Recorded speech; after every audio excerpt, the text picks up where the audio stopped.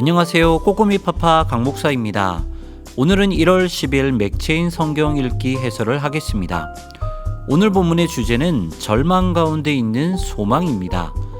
창세기 11장은 절망스러운 인류의 상태와 아브라함을 통한 하나님의 소망에 대해 기록하고 있어요. 사람들은 온 땅에 생육하고 번성하게 되죠. 이것은 분명 노아와 약속한 복 때문입니다. 하지만 사람들은 또다시 하나님을 배역합니다. 그리고 바벨탑을 쌓으며 하나님의 권위에 도전하게 되죠. 그래서 하나님은 결국 이 반역한 인간들을 흩어버리시게 됩니다. 이처럼 세상은 절망으로 빠지게 되죠. 하지만 하나님은 절망 가운데 소망의 은혜를 베푸십니다. 그것이 바로 셈과 데라의 족보에 등장하는 아브라함이죠. 에스라 10장도 절망 속에서 소망을 말합니다. 하나님의 긍휼로 어느 정도 회복되었던 이스라엘은 이방 민족과 통혼으로 하나님께 또다시 반역하게 되죠. 이에 에스라는 성전 앞에서 통곡하며 울며 기도합니다. 이때 에스라의 옆에서 힘을 주고 위로한 사람이 있었어요. 바로 여히엘의 아들 스가냐였죠. 에스라는 스가냐의 말에 힘을 얻어 통혼한 자들을 조사하기 시작했고 3개월 만에 그들을 이혼시키는 데 성공합니다. 반역죄가 온 이스라엘에 퍼지기 전에 에스라가 급히 제거해 버린 것이죠.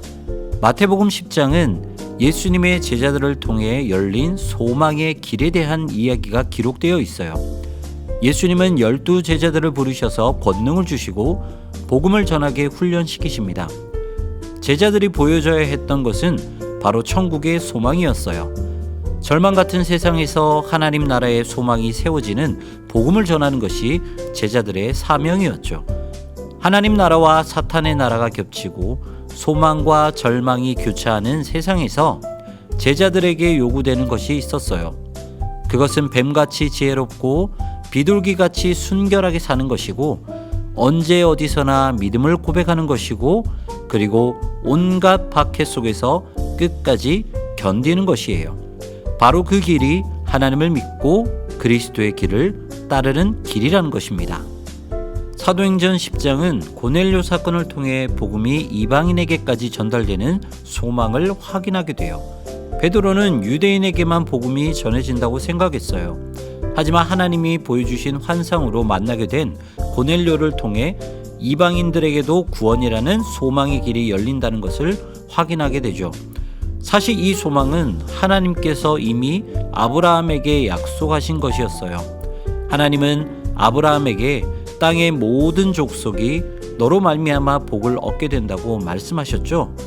이 말씀은 이방인에게도 복음이 전달되어진다는 소식이고 결국 예수 그리스도를 통해 성취되어진다는 말씀이었어요. 오늘은 하나님이 우리의 인생에 주신 소망을 발견해 보며 살아보는 것은 어떨까요?